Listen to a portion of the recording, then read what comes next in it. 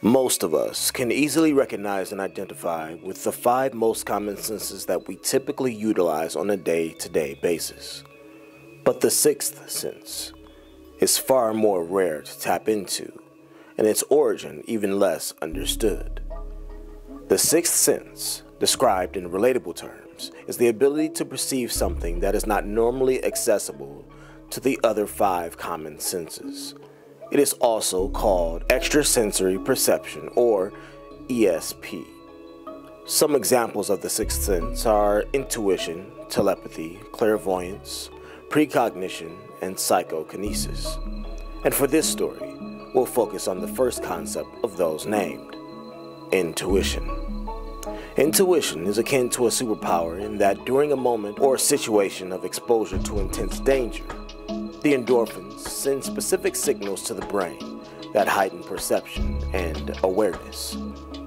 Have you ever been in danger and your body informed you before your other 5 senses were made aware of it? If you can recall, what did it feel like in the moment? Allow me to begin today's story with one such occurrence. It's the afternoon of August 12, 2019. It's broad daylight, somewhere near or around 3:30 p.m. or so, and Zoe Braithwaite, who frequented the woodland jogging path of Accrington, England, had set out that afternoon for another jog on the trails. It was routine for Zoe to get in a light sprint during the day in this area, as it was often frequented by other dog walkers and joggers. But as she set out on the path, something was different about this particular day. There didn't appear to be many dog walkers or people around on the path. In fact, as she sprinted into a particularly densely wooded part of the path, there was only one person on the path this day. She quickly looked over the person's appearance and could tell that it was a slender male with dark-colored clothing. But as she continued on her path, Zoe's endorphins began to activate the sweat glands under her skin. The hairs on her arm were standing at full attention now, as she moved along the path across from the only other person present in the area, who, according to her, seemed out of place. Something wasn't quite right about the entire situation. She didn't exactly know what it was that was giving her this feeling of existential dread, but it was there, washing over her small frame. She slowed her pace to keep from positioning herself ahead of him. When she turned to look at him, the figure was now jogging with her, keeping pace on the same path that she was on. A cold chill ran through her body, as he had now seemingly closed the distance between them by a great deal. That 6th sense had now communicated with her other 5 senses, and a new fear was unlocked. Without warning, Zoe suddenly broke out into a full dash, speeding down the hill as fast as her legs would carry her. As she kept on path, her eyes began to comb over her surroundings. She was now in full fight or flight mode. She didn't know why. She frantically searched for anything she could pick up and use as a weapon. But as she turned back to gauge the distance between her and the dark figure, she noticed that whomever it was had changed course. He was now in a full sprint going in the opposite direction before disappearing from sight altogether. Zoe had no way of knowing, but that 6th sense had saved her from a face-to-face encounter with the devil. Around the same time of these events unfolding was another woman, 47-year-old Lindsay Burbeck.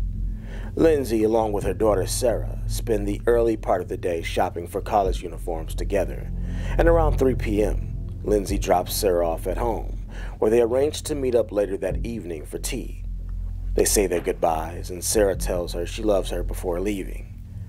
Sarah had no way of knowing in that moment that this would be the very last time she'd ever see her mother alive again. Lindsay was a local school teacher who loved her job as an educator, but also liked to stay in shape and often went out on walks for exercise. She was known to many of her friends and colleagues as dedicated, cheerful, and one of the friendliest people you could ever meet.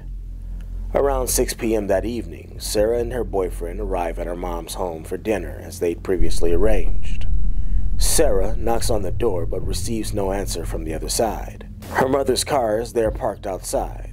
Sarah has a key to her mom's home but doesn't have it with her in the moment, so she can't enter to check for herself. After a few more minutes of repeated knocks and waiting, she decides to call her phone. Lindsay's phone, however, goes straight to voicemail. Sarah calls her father, Tim Burbeck, next, who is now estranged to Lindsay as a byproduct of their divorce. Though no longer together, Tim and Lindsay were still able to work together to co-parent Sarah very well. After a while, Tim arrives at Lindsay's to pick up Sarah since she isn't able to make contact with her mom. Tim suggests that Lindsay may have bumped into some friends and was out for a drink, but Sarah insists that her mom would never have stood her up, especially without contacting her to inform her of a change of plans. Sarah then attempts to send her mom a text message asking and inquiring of her whereabouts, but strangely, the text doesn't go through. Time ticks by, and minutes turn into agonizing hours, still with no word from Lindsay Burbeck. Anxious now, Sarah and her father return to Lindsay's around 11:30 p.m. This time, Sarah brings her key and lets herself inside. But the house is eerily quiet, and nothing seems to be disturbed or out of place. This is the moment Sarah says that it began to feel very, very real. Within a matter of hours, authorities have a bolo issued for Lindsay, and various search teams were deployed in hopes of finding her in the area, including the use of drones and helicopters to search by aerial view. An online group was put together which quickly garnered over 10,000 members. There were hundreds of Accrington locals out searching by foot and plastering posters around the city. In the city of Accrington, it wasn't unusual for people to go missing, but it was unusual for them to go missing without a trace. Because her phone was off, tracking her by cellular data was impossible. So they turned to another reliable source of information: surveillance cameras. Hours turned to days now, and after 4 of them pass, authorities combing over CCTV of Lindsay's area get their first break after finding footage of her walking down a local sidewalk around 4 p.m. the day she vanished from the direction she was headed. And because they knew that Lindsay often walked or jogged for exercise, they surmised that she was heading to the entrance of a coppice area. A coppice is described as an area of woodland in which the trees or shrubs are, or formerly were, cut back to ground level, usually to stimulate growth and provide firewood. The particular coppice that Lindsay was headed towards was rife with various trees, foliage, and hills with several adjoining pathways. More time passed, and by August 19th, additional search and rescue personnel was brought in to aid in the search for Lindsay, including the fire brigade and underwater divers. Tim Burbeck had now realized that his daughter Sarah was out searching on her own for her mother and couldn't bear to stand the thought of her out there by herself. So he took off work to also aid in the search. Due to the amount of time that had already passed, investigators were beginning to accept the reality that it was becoming increasingly unlikely they would find Lindsay alive. This realization also caused the authorities to look into the direct cause of most female disappearances, which history indicates usually involves an ex-boyfriend or husband or someone they were in a relationship with. In other words, they were looking at male figures who were close to Lindsay, including her estranged ex-husband, Tim Burbeck. After lifting fingerprints and DNA samples from both Sarah and Tim, they appeared at his place of work where they combed over the indoor surveillance cameras to see if Tim's alibi of spending all day at work checked out. And it did. Tim was found working on the floor of his job, including covering his break and lunch times. It was clear to the authorities that he had nothing to do with Lindsay's disappearance. Saturday, 24th August of 2019. A local is taking a walk through the cemetery of Accrington with his dog when he notices it takes a particular interest in a nearby area of the cemetery.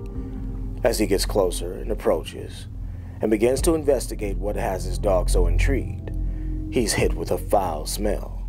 It's the smell of death permeating in the air. Soon, he discovers various plastic sheets, and beneath them are body parts. After authorities arrive on scene to investigate further, they were able to see that there was an attempt made post-mortem to dismember one of the legs of the body found with a saw of some kind. Police have to deliver the terrible news that they've discovered Lindsay's body in a shallow grave within the Accrington Cemetery.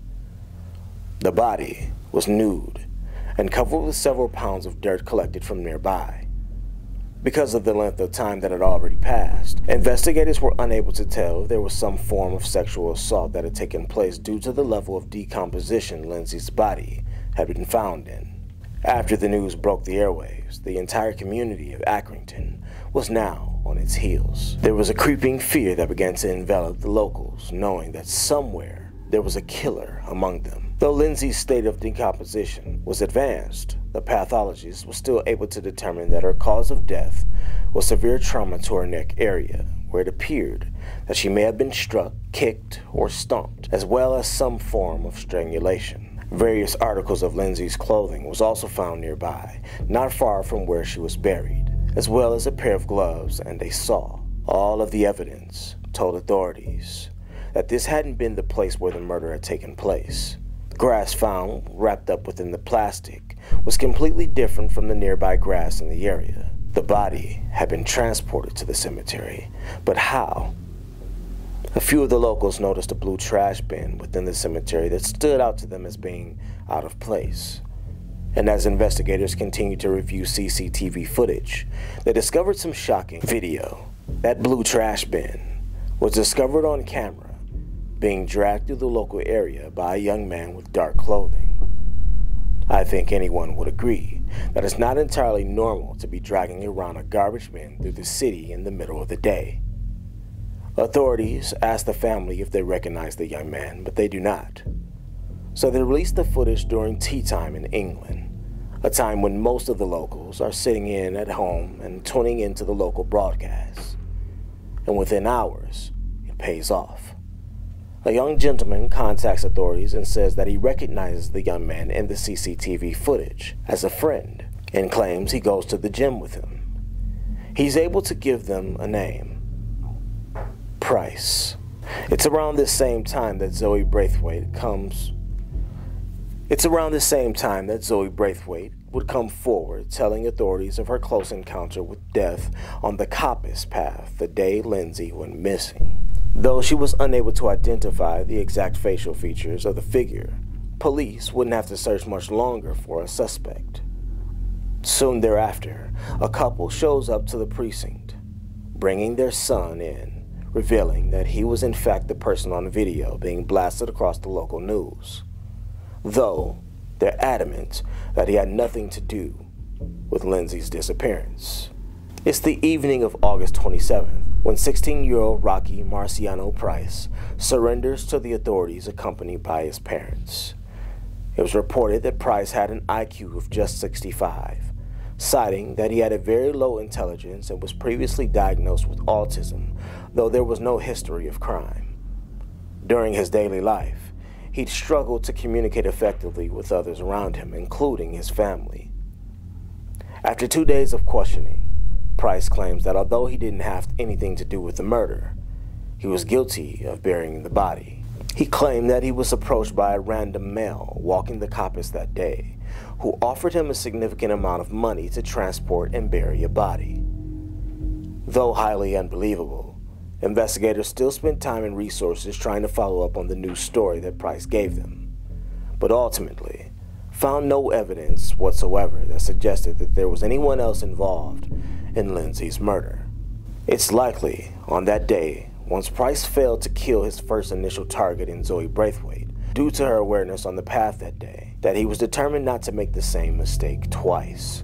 Authorities believe that the second time around, when Lindsay made her way through the area, that Price lied in wait and attacked from a position where he was undetected and able to take her completely off guard. So the trial for murder began. Price maintained his innocence and pled not guilty. In court, his composure was slouched and completely disinterested in what was happening around him. It was a showing that spat in the face of Lindsay's family as they sat and listened to the horrifying details of her autopsy. DNA found on Lindsay's clothing would ultimately seal Rocky Price's fate, including DNA found on the garbage bin where her body was stored for transportation. In under 3 hours, the jury returned a verdict of guilty of murder. He was sentenced to life in prison with a minimum recommendation of 16 years, following the premeditated revelation of Lindsay's murder. His age prior to this determination would have seen him only receive a minimum of 12 years. Rocky Price is a dangerous demon who stalked 2 different women on the day of Lindsay's murder. He'll likely never see the light of day again. And perhaps the most disturbing thing about this story is that Rocky Price is exactly the kind of person that Lindsay Burbeck, having dealt with special needs children in her career field, would have helped. May her soul rest in eternal peace.